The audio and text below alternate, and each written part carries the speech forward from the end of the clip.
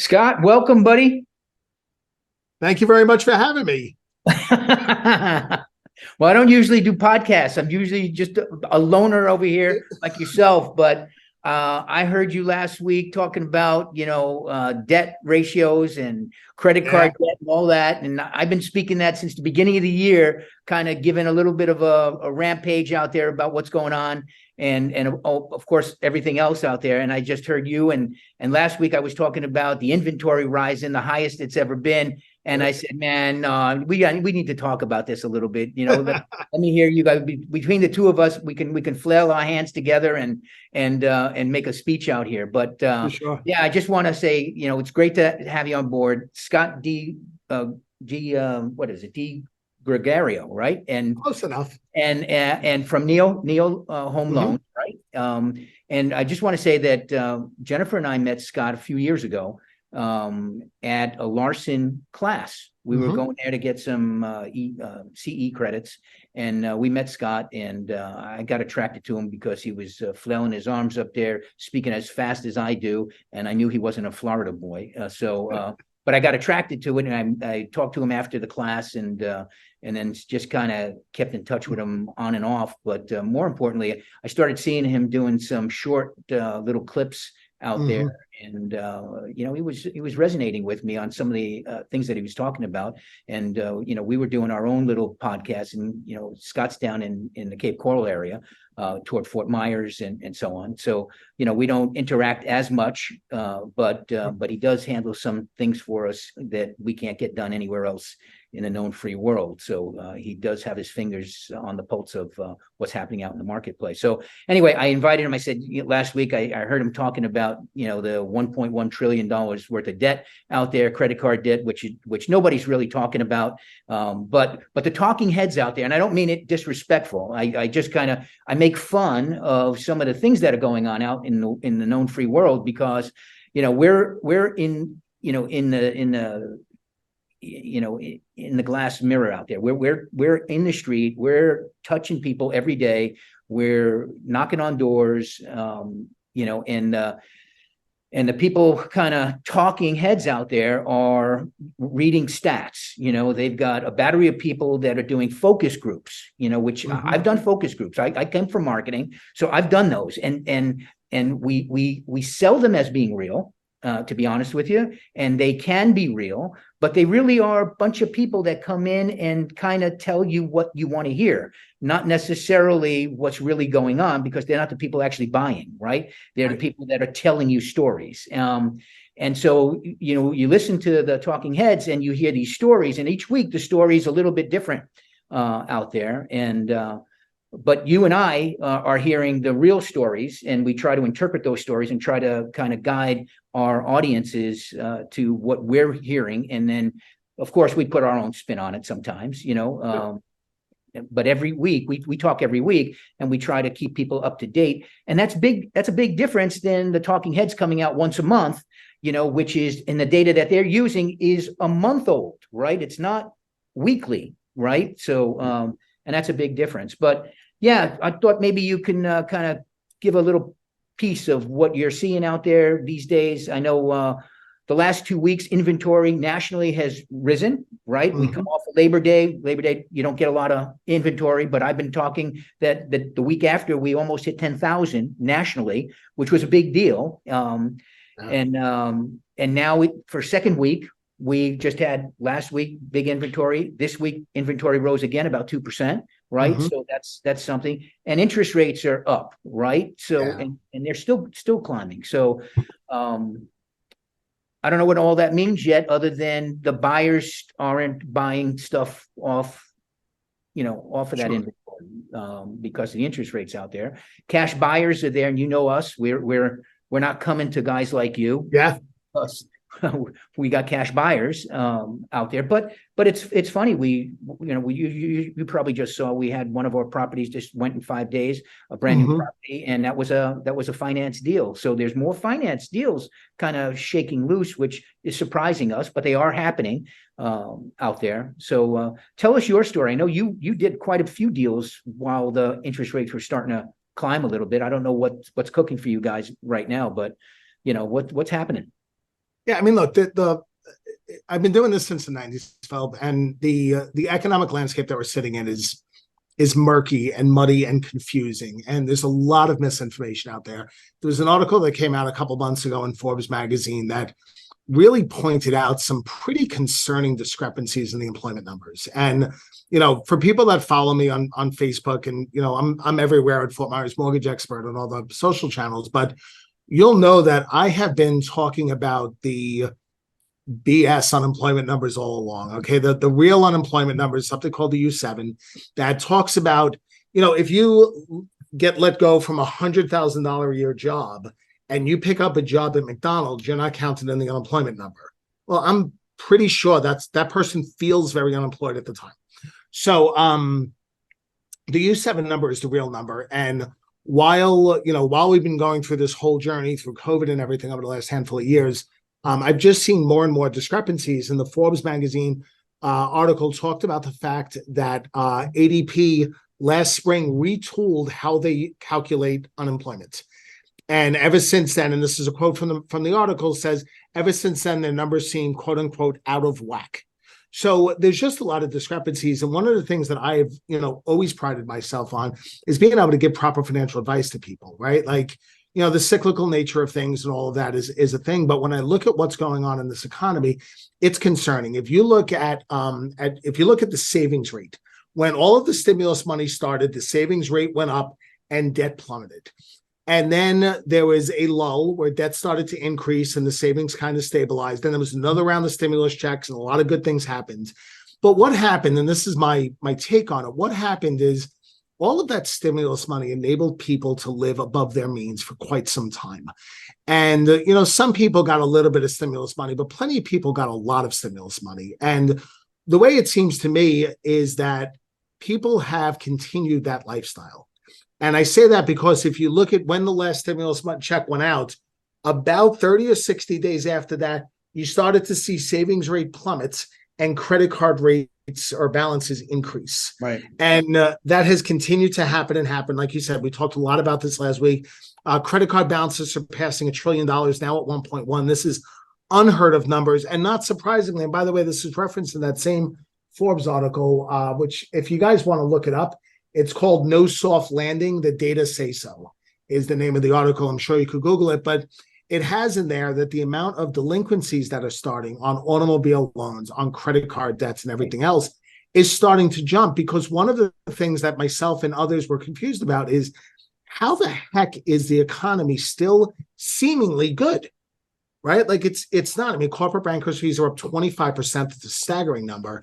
And one of the deductions I've made that I think will prove to be historically correct is that people have just been living off their credit cards. But you and I both know, everybody listening to this knows, that's a finite thing. At some point, you just run out of traction with that. So, when this whole thing comes, corrects itself, which it will, Right. it'll be fine. Now, on the housing market, interest rates have just literally yesterday and today reached the highest point in a very long time. I heard somebody say 21 years. I haven't confirmed that, but 2 decades is the number. yeah, a long out, time. Right? And again, we reached, if you look at something called the mortgage-backed security bond market, we crossed through 2 thresholds yesterday, one today, that are, the rates have literally peaked. Now, typically things go up and down. And look, long term, and this is a key thing, Philip, for people trying to buy.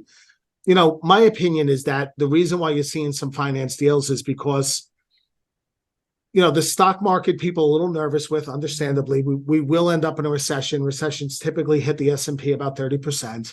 But I think that home prices are just surpassing people's wallets. Hey, I want to buy a house for $500,000. Darn it, it's going to cost $650. I'll take out a loan. And the people that study this stuff know that these times are always followed by lower interest rates, and refinancing will happen and everything else. Now, does that refinance happen a week after the election? Well, we'll see. But the reality is, and I'm not picking sides here, there's no such thing as a sitting president that wants the economy to do poorly going into an election cycle. Republicans, Democrats, green, pink, purple, everybody feels the same way. I'm not passing judgment on it. It just is what it is. So I know that the administration is going to do everything they can to keep the economy appearing good. But there are a lot of cracks in that facade if you start looking at it. Yeah. Yeah. No, I don't disagree. I mean, but everybody's been wrong from the beginning of this year, which was everything was supposed to start to hit those fives by fourth quarter, right? Yes. Which they're not. They're going in that opposite direction, and so that's where things are starting to get hung up, and we had a great first, second quarter, and like typical, it's slowed down in the beginning of the middle of the year, and we are where we are. But we, like I said, I just listened to a brand new video just that came out 7 or 8 hours ago today, and they're still talking about that you could sell your house within a week. And that's not true. The houses are on the market for 90 days. I mean, I report every week, and today's, after we do this, I'll do my report, and we still got 90 days in our zip codes. We still got, condos that are pushed out to 139 days. They're not selling like that. Now, some do, and we're lucky to get some stuff that moves out. Again, location, condition, and price. And you got those things that really just, resonate right, and we find the right buyers and we move them. So, yeah, it is a little bit tough out there, but you just have to see what goes on. It is. And look, here's the other thing that's so flawed, Philip. And I know you and I have talked about this over lunchtime. You can't discuss the real estate market. You have to discuss the million micro markets within it. Through this whole journey, the bottom end of the market has been, the entry level part of the housing market has been ridiculously strong. But, whenever, for everybody listening to this, anytime you hear, national numbers, you have to discount them a little bit, because what is the price point? What is the location? What is everything else? I mean, Florida is a bit of a sweet spot. Texas is a bit of a sweet spot. To take the San Francisco, California housing market, the New York City housing market, and then Lee and Charlotte County, Florida housing markets, and mix them together is absurd. They're just different animals. Right. So, and that's where people need a local expert like yourself that's an expert in those micro markets, because that's where stuff really, where the rubber hits the road. Well, that's what we did a couple of weeks ago. Jennifer and I went and took a trip to South Carolina and really got a good feel, because we've been moving a lot of people out of the state. And when we went there, we got a good sense of what was really of value there. But we also talked to somebody who moved from Florida to South Carolina and then decided that they wanted to come back from South Carolina and come back to Florida. And we asked, we found out from the realtor, well, what was the real thing? And it was the package that Florida really had for it. And when you kind of put that all together, you can't get the package that Florida offers in any of those other states. And so there is a trade-off there. And then there is also, a state tax. So when depending on what your income is, and you add that state tax, people are saying that the expense here, because of, what the insurances are now, and so on and so forth, depending on what your income is, it may be a lot more money to move to a place like South Carolina than it is to stay right where you are. So once when you look at this big level, it may say, oh, wait a minute, I gotta move because the costs are starting to go up. And I see that on all the forums here in Florida. Everybody's talking about what their new insurance is, even us. And we just got our new bills, right? And they all, you and I talked about it, right? I told you, who's the next guy I can go call? But when you kind of drill down at it all, it's still lower cost than where it is when you go somewhere else and they start taking out the other level of the taxes. So there's a trade-off on everything that you do out there. So, everybody's got to look at it, and you're right. You got to kind of analyze it all. You got to go through all the data, fully. But like I said, I was listening to all the people today, and they're the numbers and how they're spinning the stories about where things are on the market, and how, where the aid is, and how good the market still is standing, and where they were talking about how the job market is still so strong. And yet, if you go on to LinkedIn, you can see that as soon as a job comes on, there's 250 resumes that are shot up on it within an hour, and I know people who said that they send their resume in and they can't even get it looked at. Yeah. So it's not what it says it is.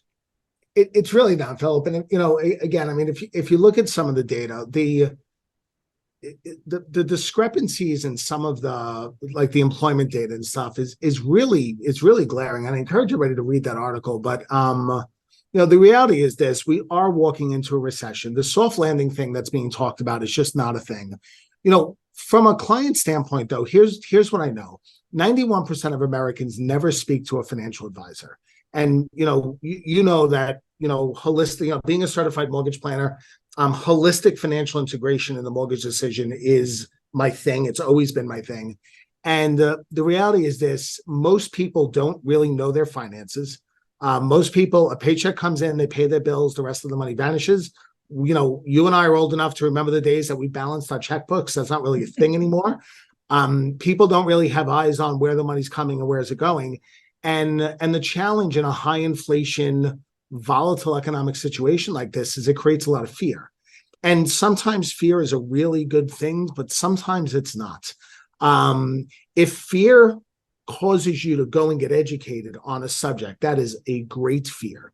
If fear causes inaction, and it may be inaction without the knowledge, that's where it could get people jammed up. There was a story that I've told a couple times, but I was speaking with a person who their wife was pregnant and getting ready to give birth, and her plan was to stay home. And they had a short-term rental situation, a friend type deal. They had to get out.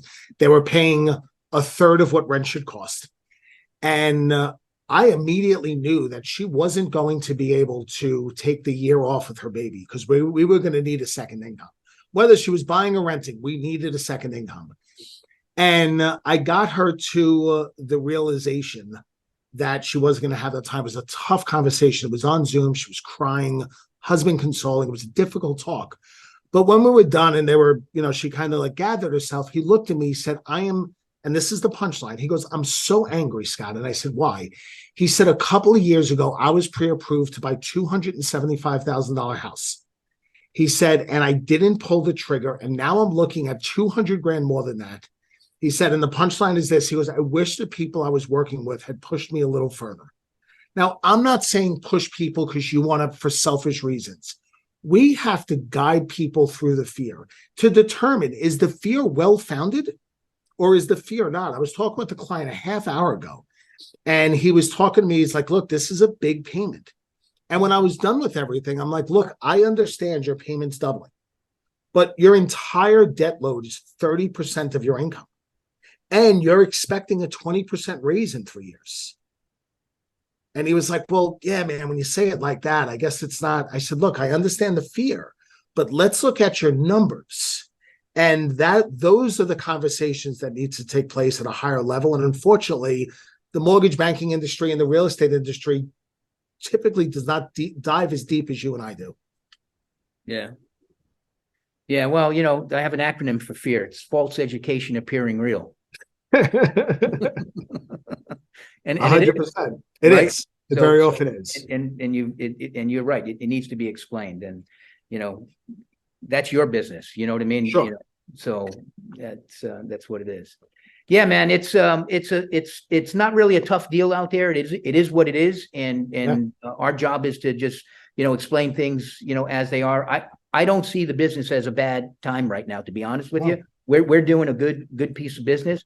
A lot of people aren't, and I think it's just because they're just not doing the right things out there. We're still marketing, and from our videos and what we do that we're all in, right? Mm-hmm. I mean, people are pulling out, and I'm putting in. Jennifer and I are working as harder, if not harder, than we've ever worked before. Mm-hmm. And when I say harder, it's smarter, harder. Sure. We're occupying the spots that people are pulling out, so that when things get any better or people are looking, then when they look, they're seeing us in those spots. So that's what we're occupying, and we see it all the time. So we're getting those calls that people aren't getting because they're seeing our advertising, in the places where they are looking, and we're getting the calls to show the properties, and we're getting the calls for those listings. So, we're just going to stay active out there, and I think the market will.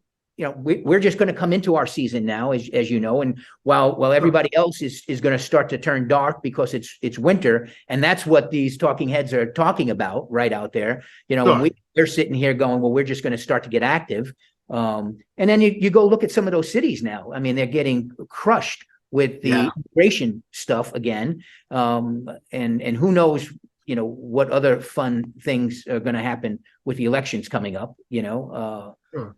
So I think that Florida is still going to be our little neck of the woods, which we always talk about, is kind of insulated and somewhat, and is a different a beast. We'll see our place continue to, bubble up to the top again. Yeah. And look, Phil, to your point about, the industry, look, the reality is this: the mortgage and real estate industry have been has been easy for 12, 13 years. And a lot of people jumped in because it was quote unquote easy money. It isn't, but it appeared to be.